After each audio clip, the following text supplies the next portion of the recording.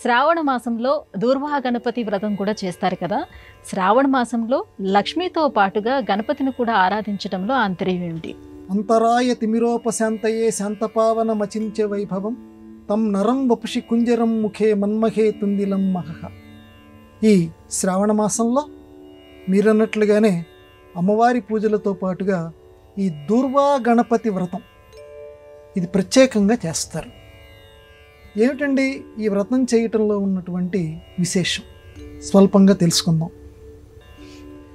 దూర్వా గణపతి, దూర్వా అంటే గరిక. స్వామివారికి, వినాయక స్వామి వారికి అన్నిటికంటే కూడా గరిక పూజ చాలా ఇష్టం. అంటే ఇందులో అన్న అంతరార్థం ఏంటంటే గరిక ఎక్కడ పడితే అక్కడ మీకు లభిస్తుంది కాబట్టి ఎవరూ కష్టపడనక్కర్లేదు.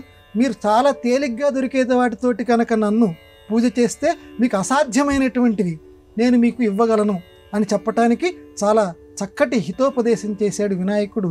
గరిక పూజ చేయమన్నాడు. అందులోనూ దూర్వా యుగ్మం అన్నాడు. రెండు గరిక అంటే ప్రతిదీ కూడా ఒక్కోసారి ఒక్కొక్క మంత్రం చదువుతూ దూర్వా యుగ్మం, ఒక్క గరిక పెట్టకూడదుట, దూర్వా యుగ్మం పెట్టాలి. అంటే ఎప్పుడూ కూడా కష్టము సుఖము రెండూ కూడా అనుభవించవలసి ఉంటుంది. దేవుణ్ణి ఎందుకు ప్రార్థన చేయాలంటే ఎప్పుడు సుఖాలు ఇవ్వాలని కాదు, కష్టం మన కర్మానుసారంగా వస్తూ ఉంటుంది.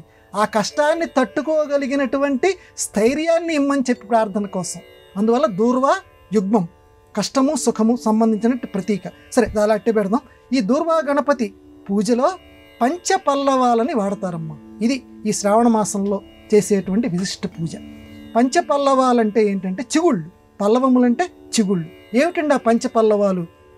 రావి, మేడి, మామిడి, అలాగే మర్రి, జువ్వి, ఈ ఐదింటికి సంబంధించినటువంటి ఆకులు ఎక్కడ ఉన్నాయో వెతకాలి. అసలు ఈ పేర్లన్నీ ఇప్పుడే వింటున్నామండి మేము.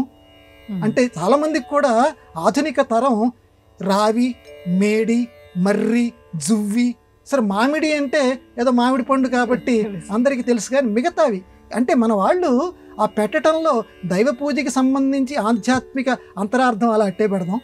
ఆధునిక తరానికి కూడా తెలియచేయాలని వాళ్ళ ఉద్దేశం.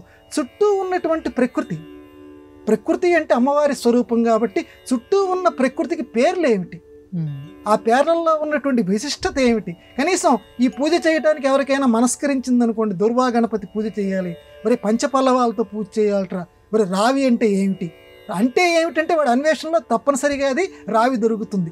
మేడి పండు చూడ మేలిమేయుండు, పొట్ట విప్పి చూడ పురుగులుండు అని వల్లె వేయిస్తుంటారు కదా. అసలు మేడి ఏమిటి, ఆ మేడి చిగురు ఎలా ఉంటుంది, జువ్వి చిగురు ఎలా ఉంటుంది, మర్రి కూడా కొంచెం ఈ మామిడిలాగా కొంతమందికి పరిచయం ఉంటుంది కాబట్టి వాటిని తీసుకురావాలి. వాటిని తీసుకొచ్చి ఆ పల్లవాలతోటి పూజ చేస్తే వినాయకుడు ఈ దూర్వా గణపతి యుగ్మ పూజలో చాలా సంతోషిస్తాడట. ఎందుకనంటే ప్రకృతి స్వరూపుడు స్వామి. గణానాన్త్వాం గణపతి గిం హవామహే.